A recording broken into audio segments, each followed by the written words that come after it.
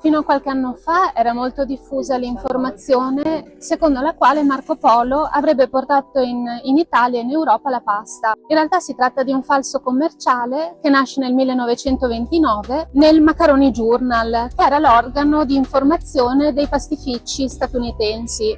Secondo il racconto che venne pubblicato in questo bollettino, un marinaio di Marco Polo, che si chiamava Spaghetti per l'appunto, avrebbe insegnato a Marco Polo la ricetta scoprendola mentre erano nel Cathay, cioè nella Cina settentrionale. In realtà la tradizione della pasta cinese e la tradizione della pasta italiana sono due tradizioni completamente diverse e separate, a partire dalla scelta delle materie prime.